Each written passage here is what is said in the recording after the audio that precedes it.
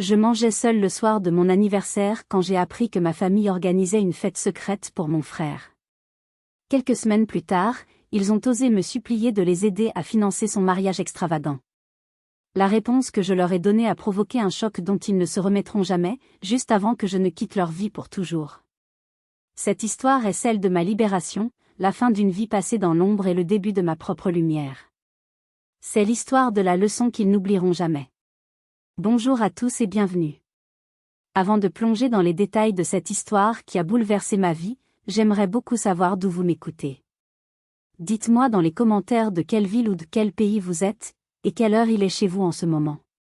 C'est fascinant de voir à quel point nos histoires peuvent voyager.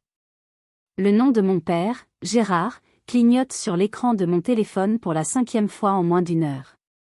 Je le regarde vibrer sur la surface lisse de mon bureau en bois de chêne massif, un meuble élégant que j'ai choisi avec soin pour mon appartement parisien. Ce bureau est à des années-lumière de la table de cuisine rayée et bancale de notre maison en Normandie, celle où je faisais mes devoirs d'enfant en essayant de me faire la plus petite possible. Par la grande baille vitrée, les toits de Paris et la tour Eiffel au loin scintillent sous le soleil de fin d'après-midi. J'habite au 6e étage d'un immeuble haussmannien, à plus de 200 km de la maison de campagne où j'ai appris à étouffer mes propres désirs pour ne pas faire d'ombre. Je fais à nouveau glisser mon doigt sur le bouton rouge, ignorer. Le silence revient, lourd et pesant. Ma chaise de bureau en cuir grince légèrement lorsque je me réinstalle. Quelques secondes plus tard, une notification de mail apparaît sur mon ordinateur. L'expéditeur, Gérard Dubois.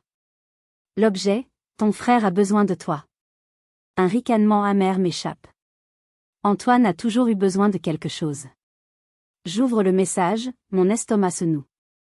Les mots habituels de chantage affectif dansent devant mes yeux, l'importance de la famille, le soutien inconditionnel, le sacrifice. Mais c'est la dernière phrase qui me frappe, comme toujours. Le mariage d'Antoine est l'événement le plus important de sa vie. Sois là pour lui, ou oublie tout soutien futur de notre part. Soutien futur, quelle blague. Ils ignorent tout de ma vie actuelle.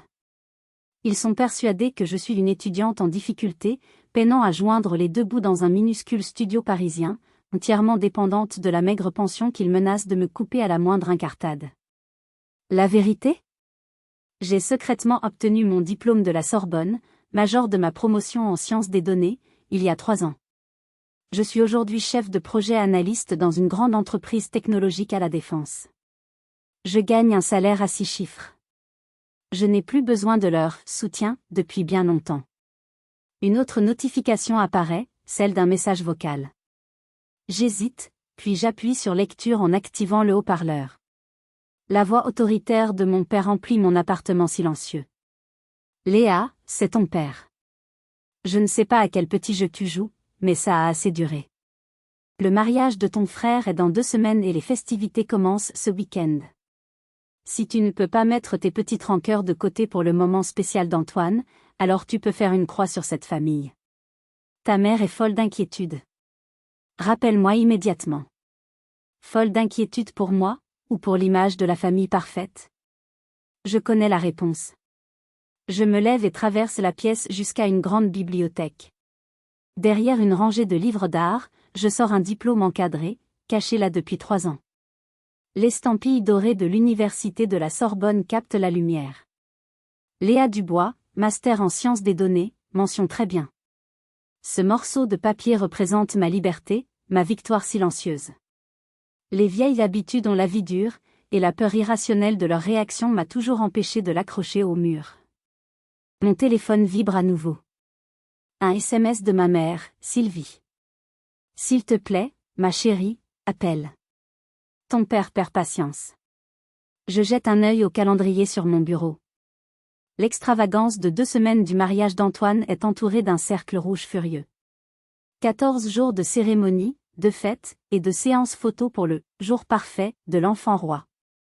Un jour, j'ai cessé d'attendre leur approbation. Aujourd'hui, j'ai l'impression qu'ils vont me forcer à revenir sur le champ de bataille de mon enfance. Je soupire, la fatigue m'envahit. Ce n'est pas juste une question de mariage. C'est une question de respect. Le respect qu'ils ne m'ont jamais accordé. Je ne suis plus la petite fille invisible qu'ils peuvent manipuler. Je suis une femme indépendante et accomplie. Et il est peut-être temps qu'ils le découvrent. La question est, comment? Dois-je continuer à me cacher ou est-il temps de faire tomber le masque, quitte à provoquer un séisme familial? Le bip insistant de mon téléphone me tire de mes pensées et me ramène des années en arrière, à une soirée qui a scellé mon destin. C'était le jour de mes 18 ans. Un tournant, un passage à l'âge adulte. J'avais naïvement espéré, pour une fois, être le centre de l'attention. J'avais réservé une table dans la petite pizzeria du village, notre restaurant de fête habituel. J'avais mis ma plus belle robe, une robe simple que je m'étais achetée avec mes propres économies. J'ai attendu, assise seule à une table pour 4. Les minutes se sont étirées, devenant 1 heure. Le serveur me lançait des regards pleins de pitié. Mon téléphone est resté silencieux. Finalement, j'ai commandé une pizza pour moi toute seule, essayant de retenir les larmes qui me piquaient les yeux. C'est à ce moment-là que j'ai reçu un SMS de ma mère. Pas d'excuses, pas de « joyeux anniversaire ». Juste « désolé ma chérie, on a eu un imprévu.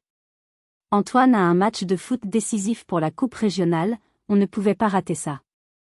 On se rattrapera, promis. » La promesse habituelle, celle qui n'est jamais tenue. J'ai mangé ma pizza, le cœur lourd, le goût du fromage et de la tomate mêlé à l'amertume de la déception. Quand je suis rentrée à la maison, les lumières étaient allumées et des rires bruyants s'échappaient du salon. Mon cœur a fait un bond. Peut-être qu'il m'avait préparé une surprise? Je suis entrée, la boîte de pizza à la main, pour découvrir une scène de liesse. Il y avait un gâteau sur la table, des cadeaux emballés, des ballons. Mais rien de tout cela n'était pour moi. Il fêtait la victoire d'Antoine. Il avait marqué le but décisif. Mon père le portait en triomphe sur ses épaules. Ma mère le couvrait de baisers. Personne n'a remarqué ma présence pendant plusieurs minutes. Quand ma mère m'a enfin vue, elle a juste dit « Ah, te voilà. Tu as passé une bonne soirée ?» Sans même attendre ma réponse, elle s'est retournée vers Antoine. Ce soir-là, dans le silence de ma chambre, en regardant la bougie solitaire que j'avais plantée dans une part de ma pizza froide, j'ai compris que je n'existerais jamais vraiment pour eux. J'étais une figurante dans le film de la vie de mon frère. Cette prise de conscience a été un électrochoc. Quelques mois plus tard, j'ai reçu une lettre d'acceptation de la Sorbonne, une des universités les plus prestigieuses de France, avec une bourse d'excellence. Mes mains tremblaient en lisant l'offre. C'était ma porte de sortie, mon avenir. J'ai couru leur montrer, le cœur battant d'espoir. Le front de ma mère s'est plissé d'inquiétude. Paris? Mais c'est si loin, Léa. Et c'est si cher. Mon père n'a même pas levé les yeux de son journal. On en a déjà parlé. Tu iras à l'IUT de Rouen. C'est plus raisonnable. Et puis, si tu pars à Paris, Antoine pourrait se sentir inférieur, lui qui a du mal avec ses études. Il faut penser à lui. Le monde s'est écroulé autour de moi. Ils n'ont pas saboté mon rêve par méchanceté, mais par une négligence si profonde qu'elle en devenait cruelle. Pour eux, mon ambition était une menace pour l'équilibre fragile de leur univers, un univers qui tournait entièrement autour d'Antoine. C'est là que la graine de la rébellion a germé. J'ai fait semblant d'accepter. J'ai hoché la tête, j'ai dit « oui, papa ». Pendant l'été, j'ai secrètement finalisé mon inscription à la Sorbonne. J'ai trouvé un petit studio grâce à des forums étudiants. J'ai préparé mon départ dans le plus grand secret, créant un faux dossier d'inscription pour l'IUT de Rouen que j'ai laissé, négligemment, sur la table de la cuisine. Le jour de la rentrée, ils m'ont déposé à la gare, croyant que je prenais le train pour Rouen. Ils m'ont donné un peu d'argent de poche, m'ont souhaité bonne chance sans trop d'effusion. Ils étaient soulagés que je suive le chemin qu'ils avaient tracé pour moi. Mais une fois qu'ils ont eu le dos tourné, j'ai pris le premier train pour Paris. Avec 2 valises contenant toute ma vie et la rage de vaincre au cœur, je suis parti construire mon avenir, loin d'eux. C'était mon premier véritable acte d'indépendance, un acte audacieux et calculé, né du chagrin d'un anniversaire oublié. Et maintenant, des années plus tard, il me rappelait à l'ordre pour le mariage de ce même frère. L'ironie était presque comique. Il voulait que je revienne, que je reprenne ma place de spectatrice silencieuse. Mais la femme qu'ils appelaient n'était plus la même. J'avais construit une forteresse autour de mon cœur, et je n'étais pas sûre de vouloir leur en donner les clés. Que faire? Retourner là-bas et jouer leur jeu, ou rester à Paris et couper les ponts pour de bon? Après une nuit d'insomnie, à peser le pour et le contre, une décision étrange a pris forme dans mon esprit. Ce n'était ni la soumission, ni la fuite. C'était la confrontation. Je devais y retourner. Non pas pour eux, mais pour moi. Pour fermer ce chapitre de ma vie, une bonne fois pour toutes. J'ai ouvert mon ordinateur portable et, avec une détermination nouvelle, j'ai réservé un billet de TGV en première classe. Puis, j'ai loué une voiture de luxe, une belle berline allemande, pour le week-end. C'était une petite folie, une façon de me donner du courage, une armure pour la femme que j'étais devenue. Je ne reviendrai pas en tant que l'étudiante fauchée qu'ils imaginaient, mais en tant que Léa Dubois, la femme qui avait réussi seule. J'ai fait ma valise, un bagage de marque que je m'étais offert avec ma première prime. Entre les couches de vêtements de créateur, j'ai glissé mon diplôme encadré. C'était mon arme secrète, ma preuve ultime. Lorsque la voiture de location a crissé sur le gravier familier de l'allée, mon cœur s'est serré. La maison de mon enfance était méconnaissable, transformée en décor de magazine de mariage. Des guirlandes de tissu couleur ivoire étaient suspendues aux balustrades, et des cascades de roses blanches débordaient de grands vases posés sur les marches du perron. Une camionnette de fleuriste était garée devant, déchargeant encore plus de compositions florales. Ma mère a ouvert la porte avant même que je n'aie eu le temps de frapper. Ses cheveux, teints d'un blond miel parfaitement coiffé, ne laissaient dépasser aucune mèche. Léa, enfin. Son étreinte était rigide, trop brève, presque une mise en scène. Tu as finalement décidé de venir soutenir ton frère. Je suis si contente. Pas de questions sur mon voyage, sur ma vie. Juste le soulagement que la pièce manquante du puzzle familial était revenue à sa place. À l'intérieur, une odeur de vanille et de peinture fraîche flottait dans l'air. Chaque surface était recouverte de listes, de boîtes, de rubans. Mon père a émergé de son bureau, ses lunettes de lecture sur le nez. Il ne m'a pas embrassée. Il a juste hoché la tête en direction d'un presse-papier surchargé. Bien, tu es là. Il faut plier les livrets de messe et assembler ces sacs de bienvenue pour les invités. Il me tendit le presse-papier, comme si je n'étais qu'une employée de plus. Je viens à peine d'arriver, papa. Et maintenant, tu as quelque chose d'utile à faire, a-t-il rétorqué, sans lever les yeux de ses propres documents. Le message était clair, mon rôle ici n'était pas celui d'une fille, mais celui d'une petite main. C'est à ce moment qu'Antoine est apparu en haut de l'escalier, le téléphone collé à l'oreille, l'air exaspéré. Non, j'ai dit une disposition en cascade, pas en bouquet. Vous êtes littéralement en train de tout gâcher. Il m'a aperçu, m'a fait un signe de la main impatient, le geste universel pour dire « attends » avant de replonger dans sa conversation. Vous comprenez? C'est le jour le plus important de ma vie. Lorsqu'il a enfin daigné descendre, il m'a fait une bise dans le vide, près de ma joue. Léa, Dieu merci. Le traiteur menace de démissionner et maman est incapable de gérer le plan de table. Je suis contente de te voir aussi, Antoine, ai-je répondu avec une ironie qui lui a totalement échappé.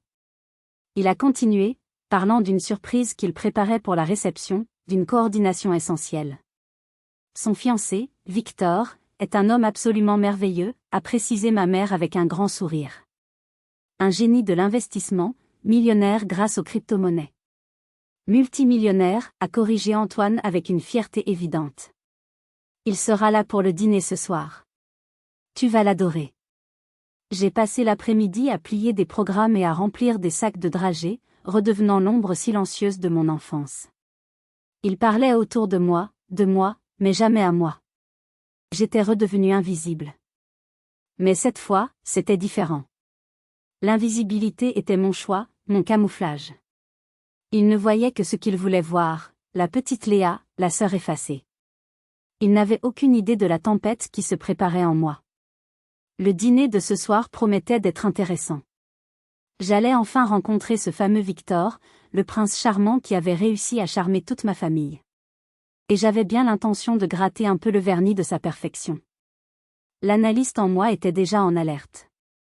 Car dans mon métier, quand quelque chose semble trop beau pour être vrai, c'est généralement le cas. Était-ce juste de la méfiance de ma part, ou mon instinct me disait-il déjà que ce mariage cachait un secret bien plus sombre?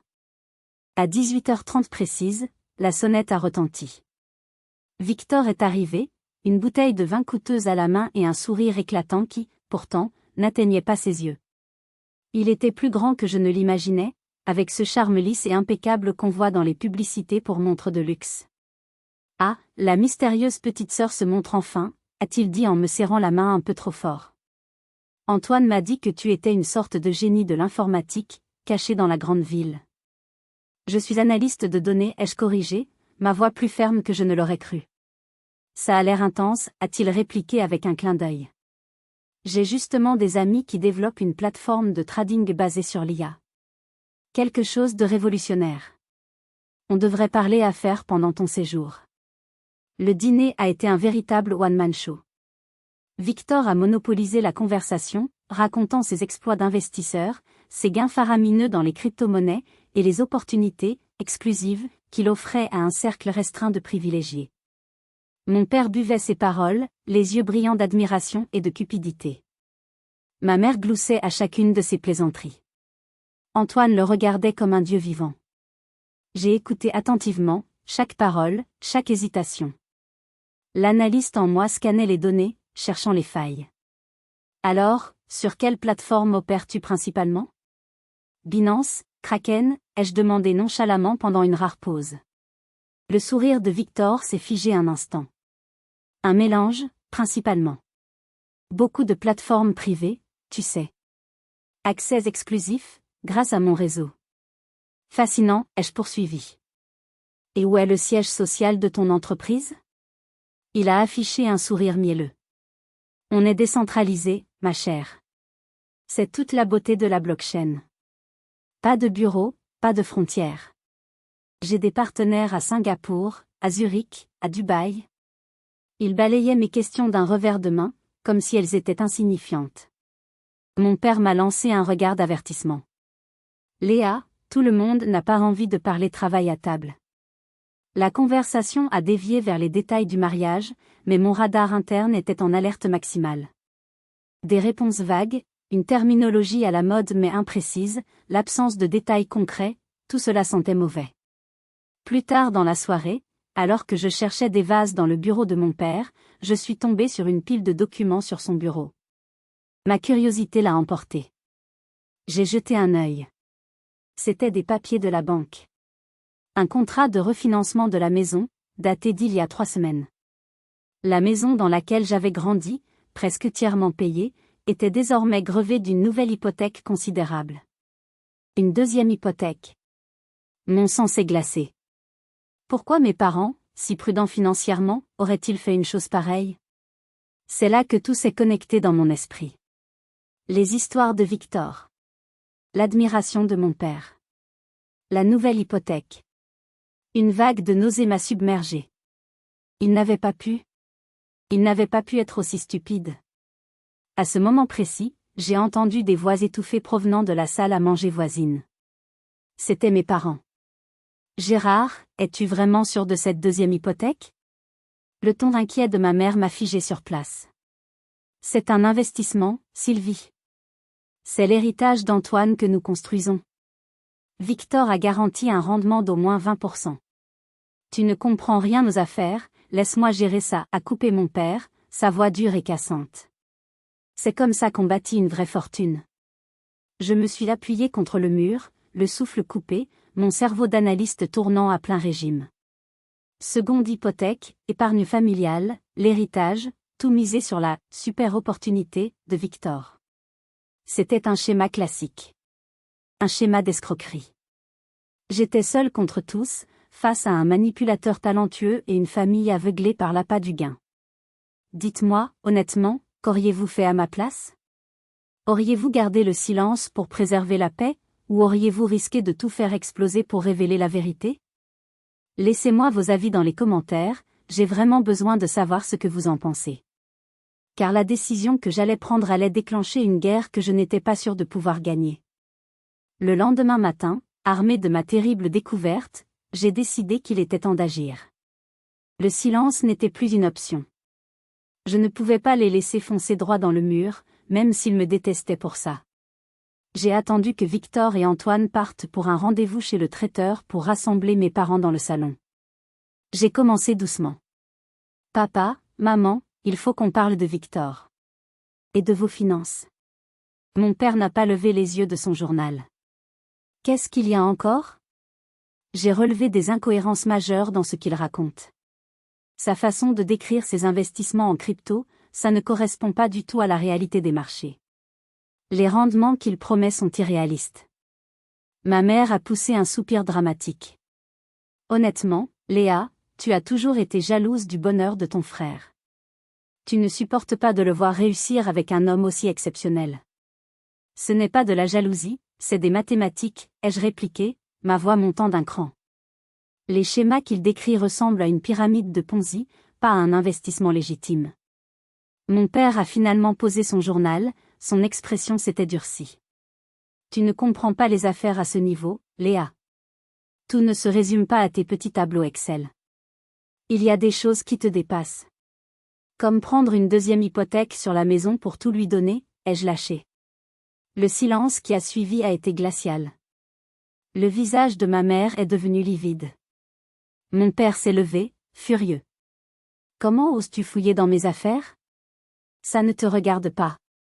Au même moment, la porte d'entrée s'est ouverte. Antoine et Victor sont entrés, riant, avant de sentir instantanément l'atmosphère tendue. Que se passe-t-il? A demandé Antoine. Ta sœur, a craché mon père, a des doutes sur les affaires de Victor. Elle nous accuse d'être des idiots. Le visage d'Antoine s'est décomposé. Il s'est tourné vers moi, les yeux pleins de rage et de larmes. Sérieusement? Tu débarques après des années de silence et la première chose que tu fais, c'est d'essayer de gâcher la meilleure chose qui me soit arrivée dans la vie?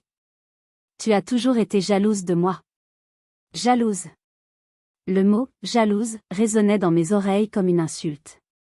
J'essaie de te protéger, espèce d'idiot. Me protéger? En évitant tous les préparatifs et en accusant mon fiancé d'être un criminel?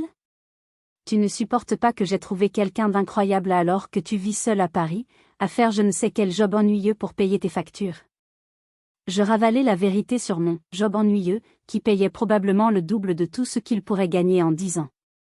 Au lieu de cela, j'ai sorti les documents que j'avais imprimés la veille au soir, les étalant sur la table basse.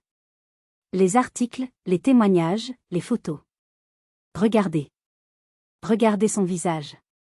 Il s'appelait Marc à Lyon, Julien à Bordeaux. Même histoire, même méthode. Victor a pâli légèrement, mais s'est vite repris. Il a ri, un rire un peu trop forcé. C'est absurde. C'est un cas d'usurpation d'identité, évidemment. Vous savez, j'ai un visage commun. Les gens me confondent souvent.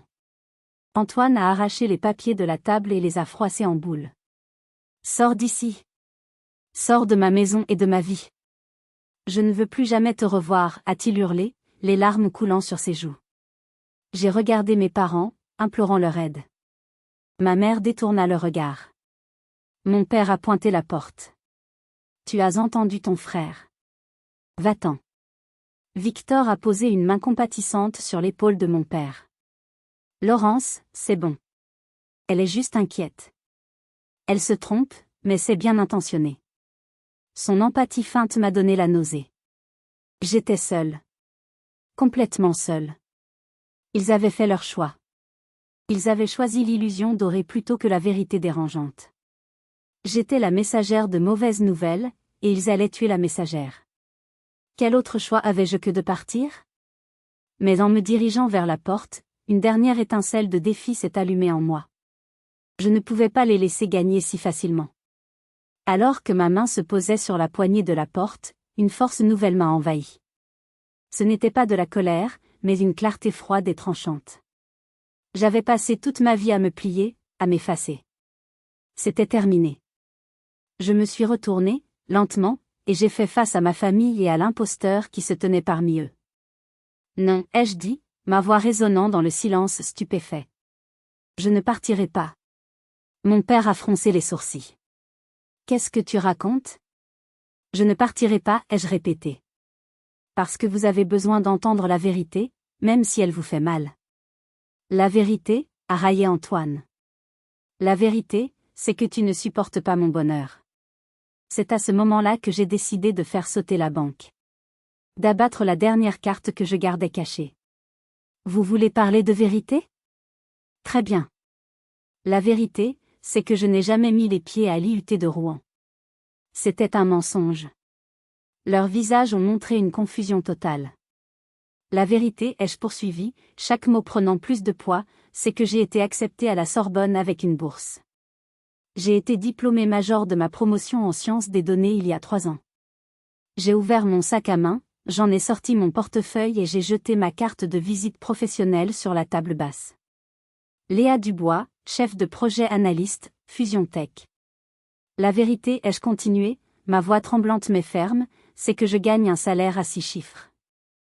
Je me suis débrouillée toute seule depuis l'âge de 18 ans, sans un centime de votre part. Votre menace de me couper les vivres est une vaste blague. Le silence dans la pièce était si total qu'on aurait pu entendre une mouche voler. Leurs expressions étaient un mélange de choc, d'incrédulité, pour la première fois, d'une lueur de doute.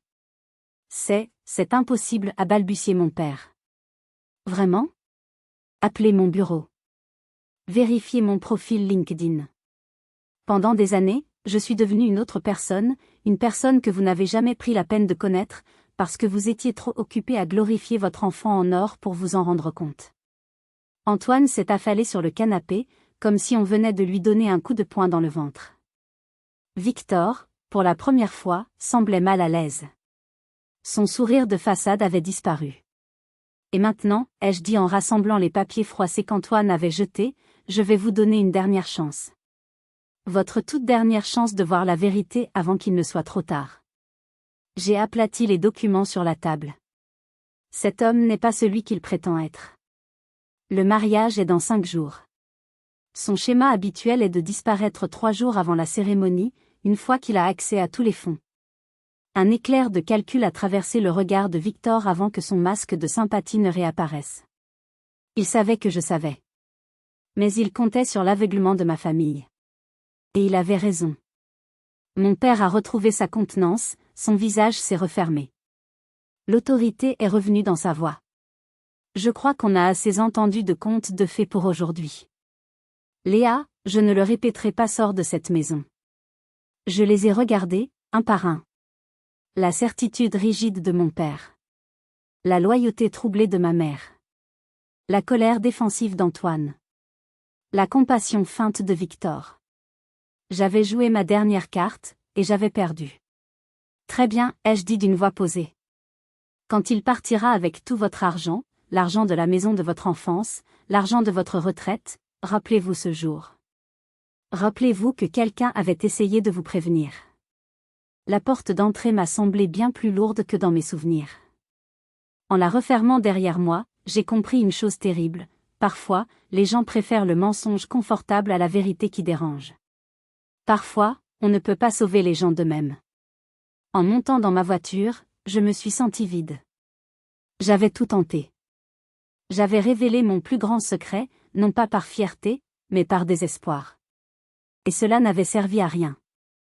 Était-ce vraiment la fin? Avais-je vraiment fait tout ce que je pouvais? Le retour en train vers Paris a été un long tunnel de silence et de réflexion. Chaque cliquetis des roues sur les rails semblait scander « J'ai tout perdu, j'ai tout perdu ». En arrivant dans mon appartement, mon sanctuaire, je me suis sentie comme une étrangère. Les murs qui me semblaient si protecteurs quelques jours auparavant me paraissaient maintenant froids et vides. J'avais exposé ma plus grande vulnérabilité, ma réussite secrète, et il l'avait rejetée comme le reste. J'ai posé mon diplôme, que j'avais ramené avec moi, sur la table. Il me semblait maintenant stupide et sans valeur.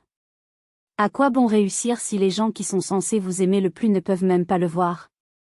Les 2 jours suivants ont été les plus longs de ma vie. J'ai posé des jours de congé, incapable de me concentrer sur mon travail. Je passais mes journées à errer dans mon appartement, le téléphone posé face contre table. Je ne voulais pas de leurs appels de colère, de leurs messages d'insultes. Je m'attendais à une avalanche de reproches pour avoir gâché l'ambiance des derniers jours avant le mariage. Mais il n'y a eu rien. Un silence total, assourdissant. Ce silence était presque pire que les cris. Il signifiait qu'ils avaient choisi leur camp. Ils m'avaient effacé de l'équation, rayé de la photo de famille. La douleur était sourde, profonde.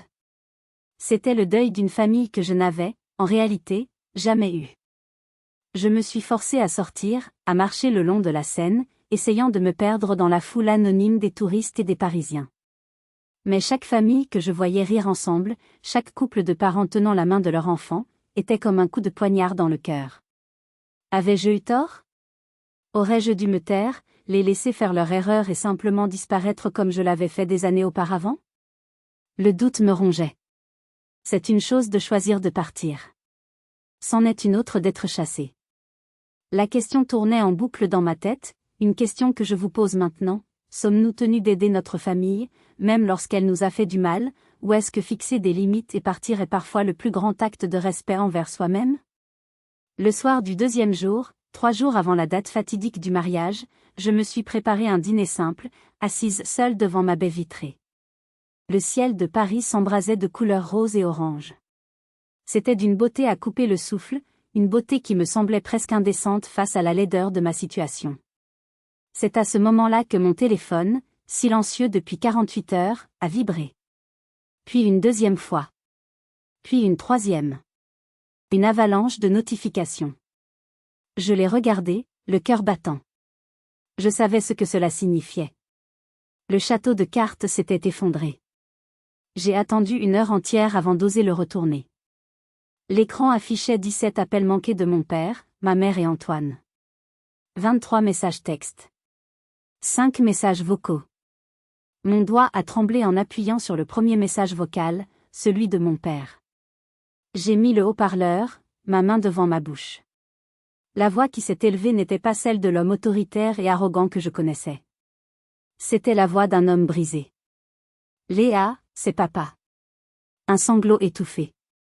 Il est parti. Victor a disparu cette nuit. S'il te plaît, rappelle-nous. J'ai écouté le deuxième message. Les comptes sont vides. Tout. Même le fonds de retraite de ta mère. Tout a disparu. Son timbre de voix, habituellement si assuré, était maintenant creux, vide. Le troisième message, celui de ma mère, m'a bouleversé. Sa voix était à peine un murmure. La police a dit, ils ont dit qu'ils ne pouvaient pas faire grand-chose. Pas de contrat écrit, ils disent que c'est une affaire civile. Je t'en supplie, Léo, reviens. S'il te plaît. Elle ne m'avait pas appelé Léo depuis que j'avais 10 ans. Enfin, un texto d'Antoine. Il était court, brutal. Tu avais raison.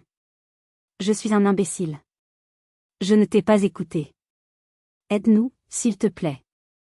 Je suis resté là, immobile, le téléphone à la main. Je n'ai ressenti aucune satisfaction, aucune joie de la victoire. Juste une immense, une écrasante tristesse. Ils m'avaient poussé dehors, et maintenant, ils me suppliaient de revenir pour nettoyer les débris. J'étais leur dernier recours. Le dernier domino. Et ma prochaine décision allait tout changer. Je suis restée assise dans le silence de mon appartement pendant ce qui m'a semblé une éternité, le téléphone encore chaud dans ma main. Les voix brisées de ma famille résonnaient dans ma tête. Leurs supplications étaient un mélange toxique de désespoir, et je le savais, d'une attente implicite. Ils ne m'appelaient pas seulement pour que je leur dise « je vous l'avais bien dit ». Ils m'appelaient parce qu'ils se souvenaient de ce que j'avais dit « je gagne un salaire à 6 chiffres ». Ils ne voyaient pas en moi leur fille qu'ils avaient blessée, mais une bouée de sauvetage financière. Un portefeuille sur pattes. Et cette prise de conscience a éteint la dernière lueur de pitié que je pouvais ressentir. Mon premier réflexe a été d'ignorer. De les laisser se débrouiller avec le chaos qu'ils avaient eux-mêmes créé. C'était leur erreur, leur aveuglement, leur cupidité. Pourquoi devrais-je sacrifier ma stabilité financière, celle que j'avais mis tant d'années à construire dans le secret et la solitude, pour réparer leurs torts? J'ai pris mon téléphone et j'ai composé le numéro de ma tante Isabelle, la sœur de ma mère, la seule personne de ma famille qui m'avait toujours montré une once de gentillesse. Elle a décroché à la première sonnerie. « Je sais pourquoi tu appelles, ma chérie, a-t-elle dit, sa voix douce et pleine de compassion. C'est une catastrophe. Je lui ai tout raconté, la confrontation, ma révélation, leur déni, et maintenant leurs appels à l'aide. Que dois-je faire, Tati, ai-je demandé, ma voix se brisant pour la première fois. Ils ne me voient que comme une solution à leurs problèmes.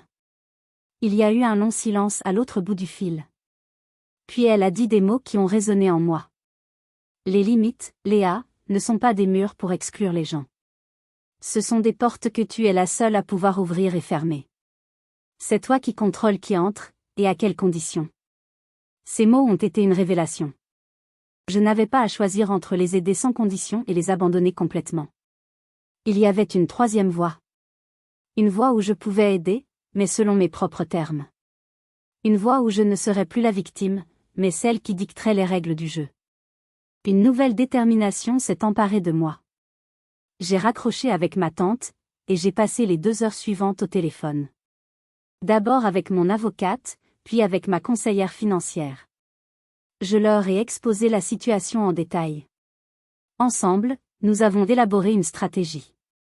Un plan d'action précis, méticuleux, qui protégeait mes intérêts tout en leur offrant une sortie de crise. Ce ne serait pas un chèque en blanc. Ce serait une restructuration. Une leçon. Après avoir tout mis en place, j'ai réservé un autre billet de TGV pour la Normandie. Pour la 2e fois en moins d'1 semaine. Mais cette fois, je n'emportais qu'un petit sac, de quoi tenir 3 jours. Je n'y allais pas pour rester. J'y allais pour poser mes conditions et repartir. Quand le taxi m'a déposé devant la maison, le spectacle était désolant.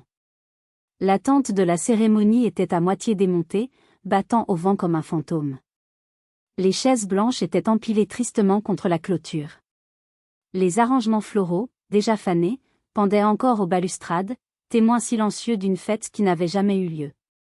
Ma mère a ouvert la porte avant que je ne frappe. Son visage, sans maquillage, semblait avoir vieilli de 10 ans en 2 jours. « Tu es venue » a-t-elle murmuré, les larmes aux yeux. Ses bras se sont avancés pour une étreinte, mais je ne suis pas entrée. Je suis restée sur le seuil. Avant toute chose, ai-je dit, ma voix calme et contrôlée, nous devons parler. Mon père est apparu derrière elle. Son arrogance avait disparu, remplacée par une lassitude infinie. Son regard est tombé sur mon sac à main de marque, puis sur la montre de luxe à mon poignet. Des choses qu'il n'avait jamais remarquées auparavant. On se disait que peut-être tu pourrais nous aider avec. Il s'est éclairci la gorge. Un peu d'argent. Juste le temps qu'on se retourne. Pour les voisins, pour le club de golf. Ton père est trésorier, tu sais. A ajouté ma mère, se tordant les mains. Leur première préoccupation n'était pas la perte de leurs économies, mais la perte de leur statut social. L'image. Toujours l'image. J'ai alors su que ma décision était la bonne. L'heure de la pitié était passée. L'heure des comptes avait sonné. Je suis finalement entrée, mais l'atmosphère était différente. Je n'étais plus l'intruse, la faiseuse de troubles. J'étais leur seule lueur d'espoir, et ce changement de dynamique flottait dans l'air, épais et palpable.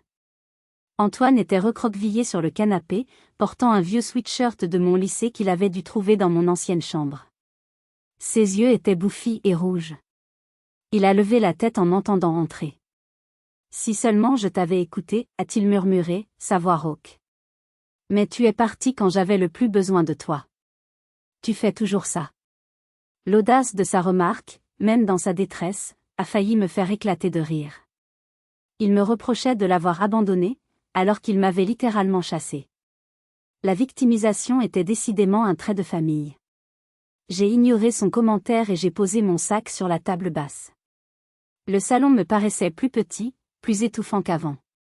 Les murs étaient toujours couverts des trophées de football d'Antoine. Pas une seule photo de ma remise de diplôme, pas un seul souvenir de mes réussites. Un musée à la gloire du fils prodige, même après sa chute. « Je peux vous aider » ai-je commencé, ma voix ferme coupant court à leur lamentation naissante. Mais pas pour tout. Et pas sans condition. Mon père s'est redressé, une lueur de son ancienne autorité revenant dans ses yeux. « Léa, en tant que ton père, je Je l'ai interrompu d'un geste de la main. Non. Aujourd'hui, ce n'est pas le père qui parle à sa fille. C'est un homme en difficulté financière qui parle à la seule personne qui peut l'aider. Et cette personne, c'est moi. Donc, ce sont mes règles. Le choc sur leur visage était total. Ils n'avaient jamais entendu ce ton de ma part. Je peux vous aider à porter plainte correctement, ai-je continué en comptant sur mes doigts. Je peux vous mettre en contact avec un de mes collègues spécialisés dans la fraude financière. Je peux vous mettre en relation avec une avocate redoutable, experte dans ces cas. Je peux vous aider à naviguer dans le cauchemar administratif qui vous attend. J'ai fait une pause, les laissant absorber l'information.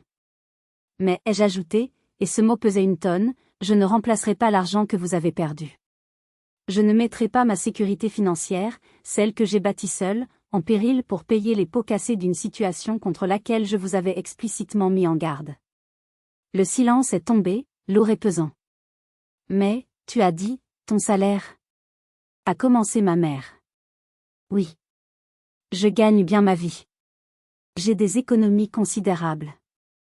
Et c'est justement parce que je suis financièrement responsable que je ne jetterai pas mon argent par les fenêtres pour réparer une erreur née de l'avidité et de l'orgueil. Le visage de mon père s'est empourpré de colère. Cette famille t'a soutenu toute ta vie. Un rire bref et sans joie m'a échappé. Vraiment ? Vous m'avez donné un toit et de la nourriture. C'est le minimum légal requis par la loi. Le soutien émotionnel, la validation, la reconnaissance de qui j'étais, où était-ce ? Où étiez-vous à ma remise de diplôme ? À mes concours ? Le jour de mes 18 ans ? Tu vas nous abandonner maintenant, juste parce que tu as eu raison, a lancé Antoine depuis le canapé. C'est tout ce qui compte pour toi ? Avoir raison ? Je me suis tournée vers lui, le regardant droit dans les yeux. Non, Antoine. Ce qui compte, c'est d'être respecté. D'être écouté. D'être vu. Des choses que vous ne m'avez jamais données. J'ai expiré lentement, essayant de calmer le tumulte en moi. Vous avez besoin de moi, mais vous ne m'avez jamais vraiment voulu. Il y a une différence fondamentale. Tu peux être si froide, a gémi ma mère. J'ai appris des meilleurs, ai-je lâché avant de pouvoir me retenir. Le silence est revenu. Mais cette fois, c'était différent. Pour la première fois, ils me regardaient vraiment. Pas à travers moi, ni au-delà de moi. Ils voyaient la femme qui se tenait devant eux, une femme qu'ils avaient créée par leur négligence même. Une étrangère puissante et imprévisible. La table des négociations était prête. Et j'avais tous les atouts en main. Voici mes conditions, ai-je annoncé d'une voix qui ne tremblait plus. J'étais en plein contrôle de la situation, et cette certitude me donnait une force que je n'avais jamais connue. Je vais vous aider à sauver la maison. Mais ce ne sera pas un don. Ce sera un investissement de ma part, avec des termes très clairs. Je me suis dirigée vers mon sac et j'en ai sorti une chemise cartonnée. J'avais passé une partie de la nuit précédente au téléphone avec mon avocate. J'ai sorti 3 copies d'un document et je les ai posées sur la table basse. Le bruit du papier résonnait dans le silence tendu. « Qu'est-ce que c'est que ça ?» a demandé mon père, méfiant. « C'est un contrat », ai-je répondu. Les termes de mon assistance financière. Il a chaussé ses lunettes de lecture, la main légèrement tremblante, et a commencé à lire. Ma mère et Antoine se sont penchés par-dessus son épaule. Premièrement, ai-je expliqué, je vais solder la 2e hypothèque. Le paiement sera un versement unique, effectué directement de mon compte à la banque. L'argent ne transitera jamais par vos comptes. Ceci n'est pas une relation de dépendance continue, c'est une résolution de crise. Deuxièmement, la consolidation de vos dettes de carte de crédit sera gérée par une conseillère financière que j'ai choisie. Elle vous contactera demain pour mettre en place un plan de remboursement strict. Vous devrez le suivre à la lettre. C'est absurde, a réagi mon père, mais ses yeux ne quittaient pas les pages. Il continuait à lire. Et troisièmement, ai-je dit en tapotant la 2e page du document. Il y a la reconnaissance. Ma mère a levé les yeux vers moi, confuse. La reconnaissance de quoi ? J'ai pris une profonde inspiration. C'était la partie la plus difficile, mais aussi la plus nécessaire. Cette page stipule que vous, Gérard et Sylvie Dubois, reconnaissez avoir, pendant des années, favorisé un enfant au détriment de l'autre, créant un environnement de négligence affective. Elle précise que ce comportement a causé un préjudice moral et a forcé l'enfant négligé, c'est-à-dire moi, à construire sa vie et sa carrière dans le secret et l'isolement. En signant, vous acceptez la pleine responsabilité de vos actes et de leurs conséquences. Ma mère a poussé un cri étranglé, comme si je l'avais frappée. Jamais. Jamais je ne signerai une chose pareille. C'est monstrueux. Alors je m'en vais, ai-je dit calmement en commençant à ranger mes affaires. Et je vous laisse expliquer à la banque pourquoi vous ne pouvez pas payer la prochaine mensualité. Je vous laisse gérer les créanciers. Je vous laisse expliquer à tous vos amis du club de golf comment vous avez tout perdu. Un silence de plomb s'est abattu sur la pièce. C'était un ultimatum. La maison, leur stabilité financière, leur précieuse réputation, contre leur orgueil. Antoine, qui était resté silencieux, observait les papiers, puis ses parents, son visage un masque d'émotions contradictoires. Nous avons fait de notre mieux, a finalement murmuré mon père, sa voix rauque. Votre mieux était terriblement biaisé, ai-je répondu, sans colère, juste avec le poids de la vérité. Et le prix de mon aide, aujourd'hui, c'est que vous l'admettiez. Pas seulement à moi, mais à vous-même. Sur le papier. Je les ai laissés avec leur dilemme. Je suis sorti sur la terrasse pour respirer, leur laissant l'espace pour décider. Le vent frais de Normandie me fouettait le visage. Étais-je allé trop loin? Demandais-je l'impossible? Non. Je ne demandais pas des excuses. Je demandais une reconnaissance des faits. Un point de départ pour, peut-être, un jour, reconstruire quelque chose. Ou du moins, pour que je puisse enfin tourner la page en paix. 10 minutes plus tard, la porte s'est ouverte. C'était mon père. Il tenait le stylo. Où est-ce qu'on signe, a-t-il demandé, sans me regarder dans les yeux. La rédemption avait un prix. Et aujourd'hui, ils avaient finalement décidé de le payer. Mais était-ce vraiment de la rédemption, ou juste une transaction commerciale de plus dans notre étrange relation familiale? Je suis rentré dans le salon. Le stylo est passé de main en main dans un silence funèbre. 3 signatures maladroites sont venues marquer le bas de la page. 3 signatures qui ont changé le cours de notre histoire familiale. J'ai rassemblé 2 des 3 copies et je les ai rangées soigneusement dans ma chemise. J'ai laissé la 3e sur la table basse, comme une preuve tangible de ce qui venait de se passer. J'ai immédiatement envoyé un texto à ma conseillère financière. C'est bon, on passe au plan intégral. La documentation est signée. Sa réponse a été quasi instantanée. Parfait. Je les contacte demain à 9 h. Je me suis tourné vers ma famille, qui semblait hébétée. Rachel Winters, ma conseillère, vous appellera demain. C'est une professionnelle certifiée, spécialisée dans la restructuration de dettes familiales. Elle est la meilleure. Mon père a ouvert la bouche pour protester, probablement contre l'idée qu'une étrangère se mêle de leurs affaires. Ce n'est pas négociable, ai-je tranché, coupant court à toute objection. Elle veillera à ce que l'hypothèque soit remboursée, que les créanciers soient traités correctement et que vous ayez un budget viable pour l'avenir. Mon argent ne passera pas par vous, il ira là où il doit aller. Je remettais de l'ordre dans leur chaos, mais d'une manière qui me protégeait. C'était la seule façon. J'ai commencé à remettre mes affaires dans mon sac, le geste mécanique et définitif. Pas d'effusion, pas de larmes, pas de promesse d'appel. La transaction était terminée. Mon rôle de sauveuse à contre-cœur était achevé. J'espère que vous trouverez la paix avec vos décisions, ai-je simplement dit en ajustant la bandoulière de mon sac. En me dirigeant vers la porte, ma tante Isabelle, qui avait attendu discrètement dans la cuisine, m'a rejointe sur le perron. « Est-ce que tu iras bien, ma chérie ?» m'a-t-elle demandé en me prenant la main. Le soleil de l'après-midi me caressait le visage. J'ai observé la rue où j'attendais autrefois le bus scolaire, rêvant de m'évader. « Je le suis déjà, Tati », ai-je répondu avec un léger sourire. « Je le suis déjà. » J'ai rejoint ma voiture de location, le dos droit, les pas assurés.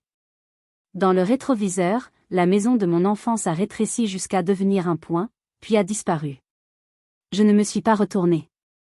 Certains ponts ne peuvent pas être reconstruits. Certains, ai-je réalisé, ne devrait même pas l'être. Le trajet de retour vers Paris a été différent. Il n'y avait plus de vide, plus de tristesse. Juste une immense sensation de légèreté. Comme si je venais de déposer un fardeau que je portais depuis ma naissance. J'avais affronté mes démons, j'avais dit ma vérité, et j'avais repris le contrôle de mon propre récit. Je n'étais plus définie par leur négligence, mais par ma propre force. Le soir même, de retour dans mon appartement, j'ai fait quelque chose que j'aurais dû faire il y a 3 ans. J'ai pris mon diplôme encadré, un marteau et un clou. Je l'ai accroché au-dessus de mon bureau, en plein centre du mur, à la place la plus visible. Léa Dubois, master en sciences des données, mention très bien. Il n'était plus caché. Il était là, exposé, un phare brillant dans ma nouvelle vie. C'était la première pierre de ma nouvelle fondation. Une fondation construite non pas sur le sang ou les obligations familiales, mais sur le mérite, le travail acharné et surtout, sur l'amour-propre. J'avais passé des années à chercher leur validation. Ce soir-là, en regardant mon nom sur le mur, j'ai compris que la seule validation qui comptait vraiment était la mienne. Le téléphone a sonné. C'était un numéro inconnu. J'ai hésité, puis j'ai décroché. Allô? Léa? C'est Antoine. Sa voix était différente, hésitante. Je voulais juste, ce que tu as dit, sur le fait de ne jamais être vu. Je crois que je comprends un peu. Ce n'étaient pas des excuses, pas encore. Mais c'était un début. Un minuscule tremblement de terre sur les fondations rigides de notre famille. Était-il possible que de cette destruction puisse naître quelque chose de nouveau, de plus honnête? Je n'avais pas la réponse, mais pour la première fois, l'avenir ne me semblait plus être un chemin solitaire. 1 an s'est écoulé. 1 an de silence, de reconstruction et de croissance. Je n'ai pas revu ma famille. Les communications se font par l'intermédiaire de Rachel, ma conseillère financière, qui me fait un rapport trimestriel laconique, le plan de remboursement est respecté. Situation stable. Parfois, ma tante Isabelle m'appelle pour me donner des nouvelles plus personnelles. Mes parents ont vendu la grande maison, trop lourde de dettes et de mauvais souvenirs. Ils vivent désormais dans un appartement plus modeste en ville. Mon père a pris sa retraite anticipée. Antoine, après une période difficile, a trouvé un emploi stable et, chose incroyable, il suit une thérapie. Il n'a jamais rappelé après cette fameuse nuit, mais selon ma tante, il parle souvent de moi à son thérapeute. Peut-être que le véritable travail se fait en silence. De mon côté, ma vie a fleuri d'une manière que je n'aurais jamais imaginée. J'ai quitté mon appartement parisien. L'agitation de la ville ne me correspondait plus. J'ai acheté une petite maison en pierre avec un grand jardin en bordure de la forêt de Fontainebleau. Un havre de paix où je peux enfin respirer. Mon diplôme a la place d'honneur dans mon bureau à domicile, baigné par la lumière du matin. Il n'est plus un secret, mais un rappel quotidien de ma résilience. Cette expérience a changé ma perspective sur le succès. Avoir raison, gagner plus d'argent, tout cela m'a semblé vide après la confrontation. J'ai réalisé que ma force ne venait pas de mon salaire, mais de ma capacité à transformer la douleur en quelque chose de constructif. C'est ainsi qu'est né le programme Visibilité. C'est un programme de mentorat que j'ai lancé, sur mon temps libre, pour aider des jeunes femmes brillantes issues de milieux familiaux difficiles ou peu encourageants. Je les aide à naviguer dans le monde universitaire et professionnel, à négocier leur salaire, mais surtout, à reconnaître leur propre valeur quand personne d'autre ne le fait. Mon ordinateur sonne pour un appel vidéo. C'est Clara, une de mes premières mentorées. Son visage rayonne. Léa, je l'ai eu. J'ai eu la bourse. Ils m'ont demandé pourquoi je la méritais plus qu'une autre, et j'ai pensé à toi. Je n'ai pas baissé la tête. Je leur ai dit clairement ce que j'allais accomplir. Et ça a marché. Tu l'as gagné, Clara, je la corrige doucement. C'est différent. Son succès est une victoire bien plus douce que la mienne. Après l'appel, je sors dans mon jardin. Le printemps est là. Les premières pousses vertes et tendres sortent d'une terre que j'ai patiemment nourrie. Mes doigts caressent les jeunes feuilles des plants de tomates. Ils grandiront fort, contrairement aux racines stériles que j'ai laissées derrière moi. Ce jardin est ma thérapie. Chaque graine que je plante est un acte de foi en l'avenir. Le soir, je donne des cours de finances personnelles pour les jeunes dans le centre communautaire du village. La semaine dernière, une lycéenne de 17 ans m'a raconté comment elle a reconnu les signaux d'une arnaque financière visant sa mère et a réussi à l'en empêcher. Je leur ai montré que les chiffres ne tenaient pas la route, m'a-t-elle dit, le menton relevé, le dos droit. Je lui ai souri. La chaîne était brisée. Ce soir, je ne suis pas au centre communautaire. Je suis à une petite cérémonie locale. Le programme « Visibilité » reçoit un prix d'encouragement de la municipalité. Le trophée est lourd dans ma main, solide, bien réel. Je balaie la foule du regard. Il n'y a pas de siège vide réservé à ma famille. À la place, il y a ma tante Isabelle qui me fait un clin d'œil, ma voisine qui m'apporte des plants de légumes anciens, mes amis qui me demandent vraiment comment je vais et qui écoutent la réponse. Ma famille choisie. En montant sur le podium, je réalise quelque chose. Quand j'ai lancé ce programme, je croyais aider les autres à trouver ce que je n'avais jamais eu. Mais en vérité, j'ai découvert que la vraie valeur ne vient pas de l'approbation extérieure. Elle grandit en nous, patiemment, comme une graine dans un jardin, quand on apprend enfin à se voir vraiment. Certaines choses, comme certaines personnes, doivent être taillées pour pouvoir repousser plus fort. J'ai appris à être ma propre jardinière, à cultiver ma propre lumière. Et vous? Avez-vous déjà dû vous battre pour que votre valeur soit reconnue? Avez-vous dû fixer des limites douloureuses pour vous protéger? Partagez votre histoire dans les commentaires ci-dessous. Vos expériences comptent, et quelqu'un, quelque part, a besoin de les entendre. Votre histoire peut être la lumière dont quelqu'un d'autre a besoin pour trouver son propre chemin. N'oubliez pas de liker cette vidéo si elle vous a touché, et de vous abonner pour plus d'histoires sur la force de la résilience humaine. Merci de m'avoir écouté.